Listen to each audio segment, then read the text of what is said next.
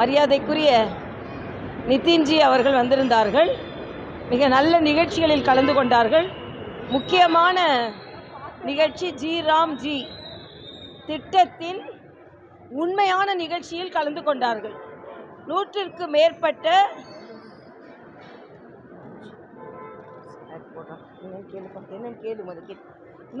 மேற்பட்ட அந்த வேலைவாய்ப்பில் பயனடைந்த பெண்களிடம் விவாதம் செய்தார்கள். இதுதான் ஆரோக்கியமான ஒன்று. ஆனால் காங்கிரஸ் பேரை மாற்றினதுக்காக 125 நாள் ஆனதற்கு பின்பும் அதற்காக உண்ணாவிரதம் இருந்து ஆர்ப்பாட்டம் செய்து ஒரு நல்ல திட்டத்தை மக்களுக்கு கிடைக்காமல் செய்து கொண்டிருக்கிறார்கள்.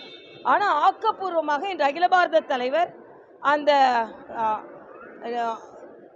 தொழிலாளர்களிடமும் அந்த லேபரர்ஸ் என்று சொல்லுகின்ற அவர்களிடமும் அளவலாவி அவர்களுக்கான நல்ல வாய்ப்புகளை அவர்கள் தெரிந்து கொண்டு அவர்களை பாராட்டினார்கள். இதுதான் உண்மையான ஒரு திட்டம்.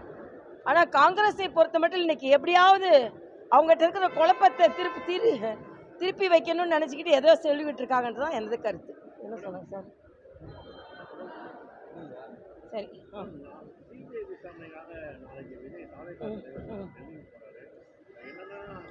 தேர்தல் வரும் நேரத்தில் மத்திய அரசு அதாவது இந்த சென்சார் மூலியமாக பணத்தை வெளியிட மாட்டாங்க. அதே போல முதல்வர் என்ன இடி சிபிஐ போல சென்சார் மூலியம் இல்லை, நான் இதுக்கு எதுக்கே பதில் சொல்லிட்டேப்பா.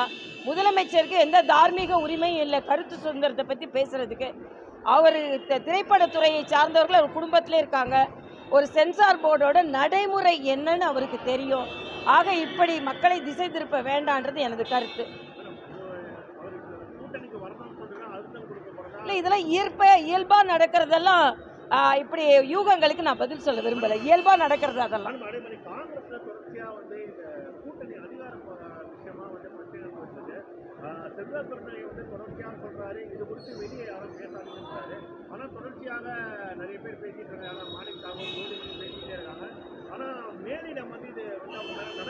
இல்லை, அதை தான் நான் ஏற்கனவே சொன்னேன். ராகுல் காந்தி தெரிஞ்சு பேசுகிறாங்களா தெரியாமல் பேசுகிறாங்களா?